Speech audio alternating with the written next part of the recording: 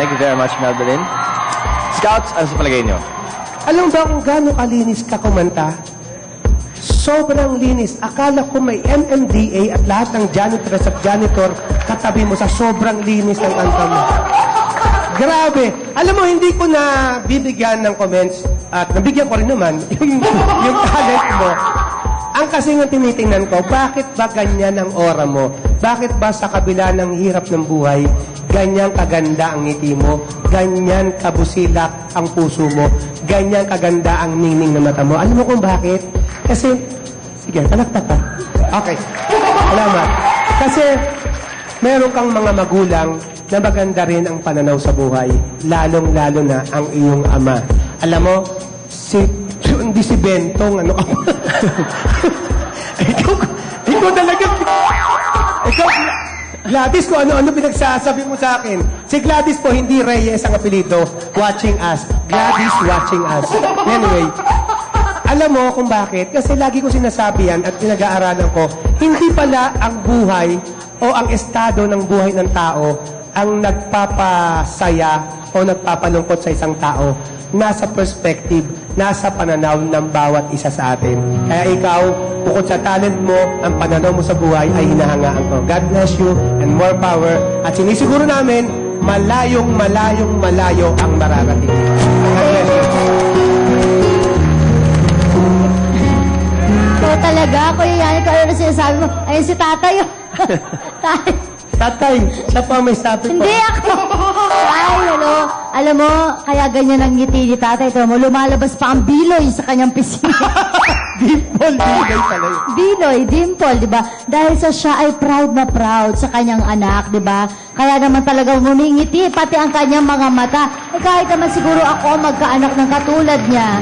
Di ba? Nakaka-proud talaga sa pakiramdam. Alam mo, Iha, pagbukas pa lang ng kortina, no, simula sa tindig mo, tinitingnan ko, hanggang sa projection mo, ang iyong damit, kung paano mo dalhin ang sarili mo, talagang pinaghandaan mo ang gabing ito. Kitang-kita ko. At katulad ng awiti mo, bulaklak, para ka talagang bulaklak na namumukadkad at talaga nagbo-bloom sa harapan naming lahat. Patagal ng patagal, ilang linggo ka na nakakasama dito sa Talentadong Pinoy. Parang lalo kang gumaganda. Dito kaya talagang nagdadalaga. At higit sa lahat, pati yung talento mo, yung boses mo, lalo pang pa-improve ng pa-improve. Linggo-linggo. Gusto kitang batiin dyan at syempre, ang iyong mga magulang na talaga namang tay, congrats po. Ba't ayaw niyo ako tingnan tayo? Congratulations! Congratulations! Thank you po. Nadyahin na si Daddy sa inyo. I'm sure sa journey mo dito sa Talentadong Pinoy, napakarami na talaga ang iyong mga fans. Dahil kasama na ako dyan. Every week, you never cease to amaze us with your beautiful choice of songs. Dahil dati, ang nasa isip namin, kung di mo na yung mga old Tagalog songs, parang boring yun, nakakasawa.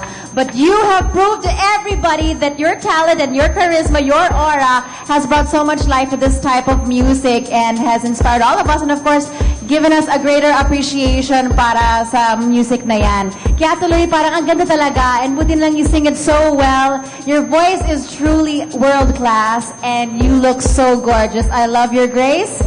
I wish you well, and I know for sure you're gonna have a long future with Talentadong Pinoy. Buti na lang pinili mo talaga ito as your first stepping stone into the professional world in singing. Congratulations.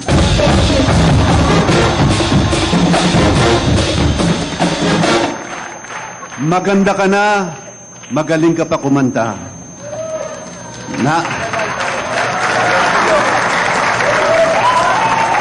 At saka yung choice of songs mo, napakaganda. Kasi last week, kinanta mo yung Waray-Waray. Naalala ko si Nida Blanca. Di ba si Nida? Kung napanood nyo nung araw, ganyan ang mga style na kinakanta niya. At saka yung kinanta mo ngayon, Sampaguita. Diyan ako galing, sa Sampaguita Pictures.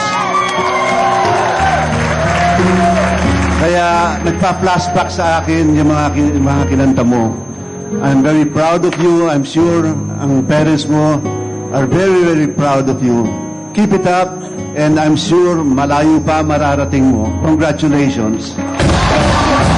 Thank you very much, Dan Scout.